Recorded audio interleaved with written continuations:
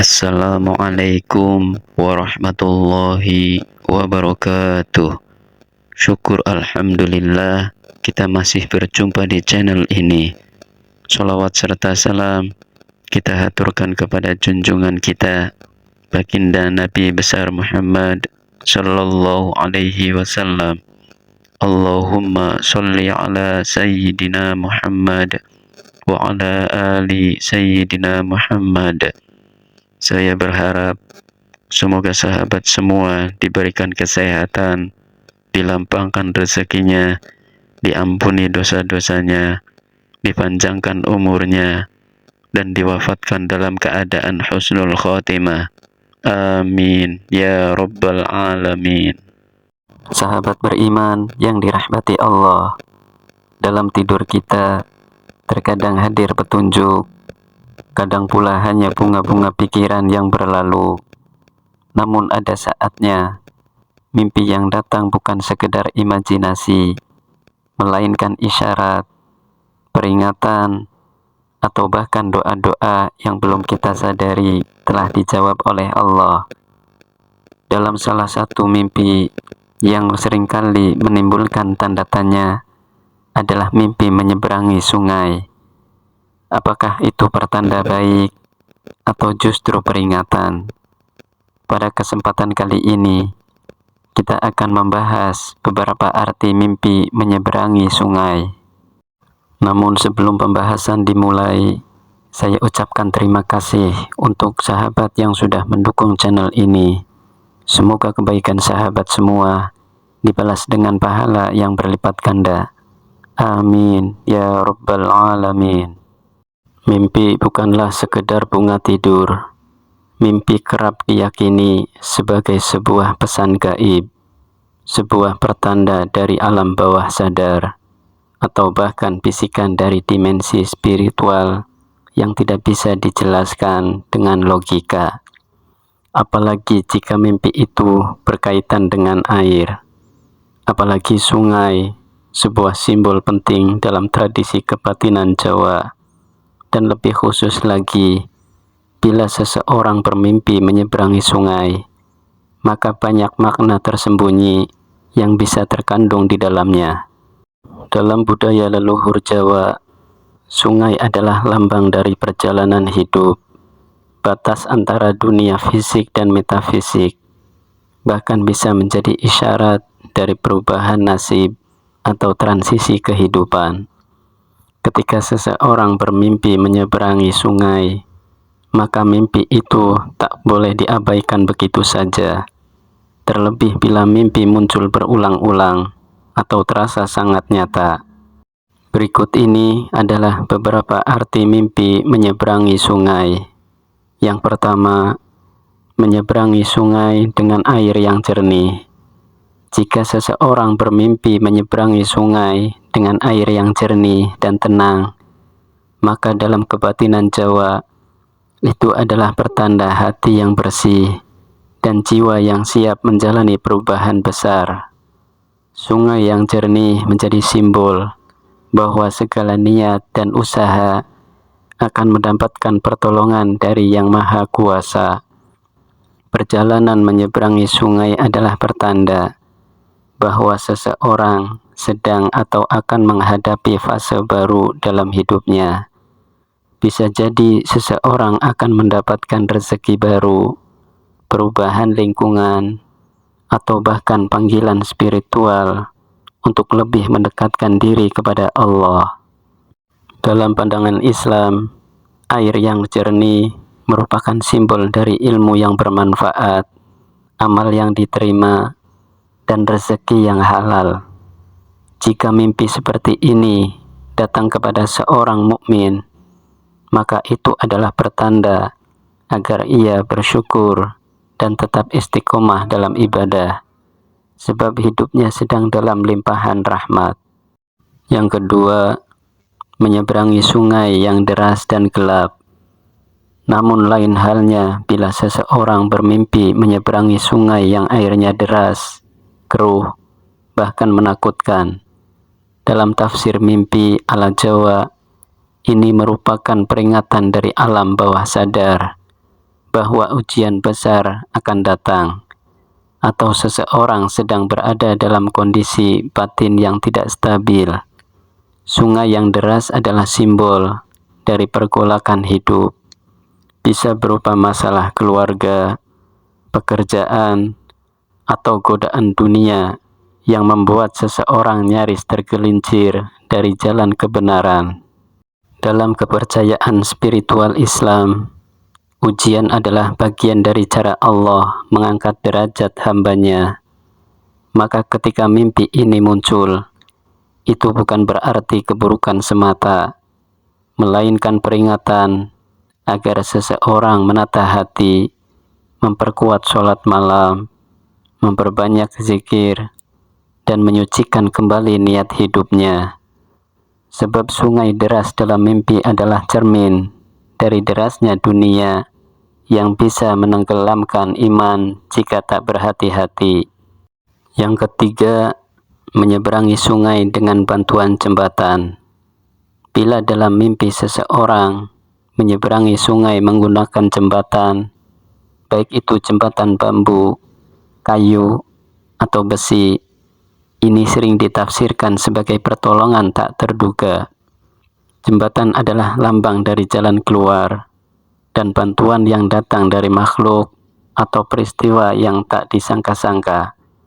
Dalam pandangan spiritual, ini bisa berarti bahwa Allah akan memberikan wasilah, perantara, atau makhluknya sebagai sarana menyelesaikan masalah yang sedang dihadapi. Dan dalam Islam pun, konsep jembatan memiliki makna yang sangat dalam. Di akhirat kelak, kita semua akan melewati Shirathul Mustaqim, jembatan yang terbentang di atas neraka. Maka bila mimpi menyeberangi sungai lewat jembatan itu muncul, bisa jadi itu adalah simbol bahwa si pemimpi sedang diberi kemudahan dalam ibadah, atau tanda bahwa Allah sedang menyiapkan jalur selamat untuknya dalam urusan dunia maupun akhirat. Yang keempat, gagal menyeberangi sungai. Bermimpi gagal menyeberangi sungai, misalnya jatuh ke dalam air, hanyut, atau tidak mampu menyeberang, menurut tafsir adalah tanda keraguan dalam hati atau keputusan besar yang tertunda. Sungai di sini adalah lambang dari kesempatan besar, tetapi bila tak mampu menyeberanginya, itu artinya seseorang sedang berada dalam tekanan batin, kebimbangan, atau kehilangan arah. Dalam pandangan spiritual Islam, kegagalan dalam mimpi tidak selalu buruk, tetapi peringatan. Sebagaimana firman Allah dalam surah Al-Hadid ayat 22. Bismillahirrahmanirrahim. Ma asaba min musibatin fil ardi wala fi anfusikum illa fi kitabim min qabli an nabra'aha. Inna dzalika 'ala Allahi yasir.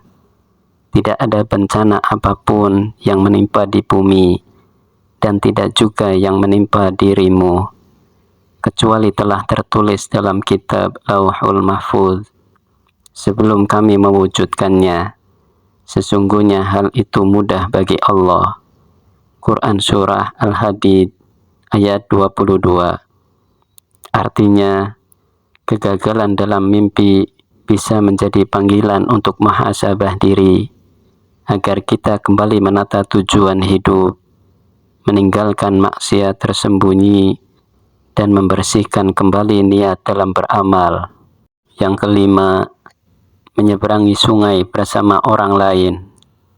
Jika dalam mimpi terlihat kita menyeberangi sungai bersama seseorang, baik itu keluarga, sahabat, atau orang asing, maka dalam kebatinan Jawa, ini disebut sebagai perjalanan rohani yang sedang mendapat dukungan batin. Orang-orang yang muncul di mimpi tersebut bisa jadi adalah khodam leluhur, guru batin, atau bahkan sosok yang mewakili karakter dalam diri kita. Dan dalam kacamata Islam, ini bisa diartikan bahwa seseorang sedang didorong untuk membangun ukhuwah, memperbaiki hubungan sosial, atau sedang diberi isyarat bahwa kebahagiaan hidup akan didapat bila bersama orang-orang soleh, karena hidup tidak bisa dilalui sendiri, dan keselamatan akhirat pun membutuhkan bimbingan dari guru dan keikhlasan dalam berteman. Yang keenam, menyeberangi sungai dan bertemu makhluk gaib. Bila mimpi menyeberangi sungai, lalu bertemu sosok aneh seperti harimau putih, ular besar, atau sosok berjubah, maka ini masuk dalam kategori mimpi spiritual tingkat tinggi.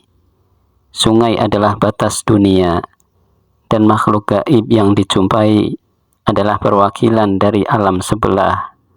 Mereka bisa jadi adalah penjaga gaib tempat tertentu, atau bentuk dari kekuatan batin dalam diri si pemimpi. Namun dalam Islam, setiap mimpi yang menampakkan makhluk aneh atau menakutkan harus diiringi dengan zikir dan doa perlindungan. Rasulullah SAW mengajarkan bahwa mimpi dari setan bisa datang untuk menakut-nakuti atau membuat was-was. Maka bila mimpi ini datang, segeralah ambil wudhu, sholat 2 rakaat, dan mohon perlindungan dari Allah. Dan yang ketujuh, menyeberangi sungai dan mendapati cahaya di ujungnya. Ini adalah mimpi yang paling mulia dalam kebatinan Jawa. Sungai menjadi simbol pengorbanan, dan cahaya di seberangnya adalah pencerahan spiritual. Orang yang mengalami mimpi ini biasanya sedang dalam proses penyucian diri, atau bahkan akan mendapat petunjuk penting dalam hidupnya. Dalam Al-Quran, cahaya adalah lambang dari hidayah. Allah Subhanahu wa Ta'ala berfirman dalam surah An-Nur ayat 35. Bismillahirrahmanirrahim. Allahu nurus samawati wal ard.